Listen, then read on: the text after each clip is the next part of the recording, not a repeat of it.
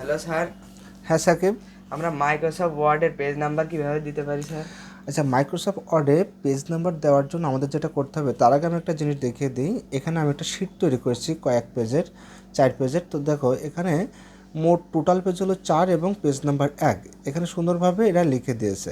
তো আমি এটা এখন একটু রিমুভ করে দিয়ে আমি নতুন করে কীভাবে সেট আপ করতে হয় সেটা দেখাচ্ছি। অবশ্যই এটা এবং হেডার এবং ফোল্ডারের ভিতরেই করতে হবে।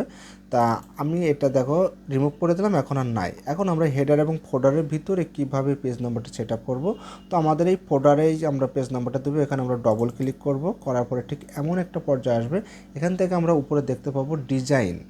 এই ডিজাইন থেকে আমরা এই সাইডে একটু এসে দেখতে পাবো পেজ নাম্বার। এই পেজ নাম্বার এখানটা অ্যারো চিহ্ন আছে, অ্যারো চিহ্নতে ক্লিক করব। এবার এখান থেকে আমাদের সিলেক্ট করতে হবে আমরা পেজ নাম্বারটা টপ টু পেজের উপরে দিতে চাচ্ছি, বাটন টু পেজ আমরা পেজের নিচে দিতে চাচ্ছি, মার্জিনের ভিতরে দিতে চাচ্ছি, কারেন্ট পজিশনে দিতে চাচ্ছি, ফরম্যাটিং পেজ নাম্বারে দিতে চাচ্ছি। তো আমরা যেহেতু নিচেই দিব, সেক্ষেত্রে আমরা বাটন অফ পেজ অপশনে গিয়ে আমরা এখানে দেখতে পাবো সিম্পল রয়েছে, প্লেন রয়েছে, অনেকগুলো অপশন রয়েছে। এখান থেকে যেটা মন চায় সেটা দিতে দিতে পারবে। তো এখান থেকে আমি এটা দেওয়া ছিল, এটা bold page number 2।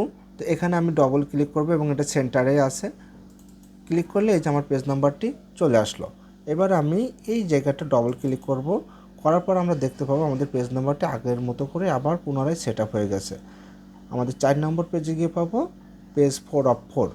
Okay, thank you. Thank you sir.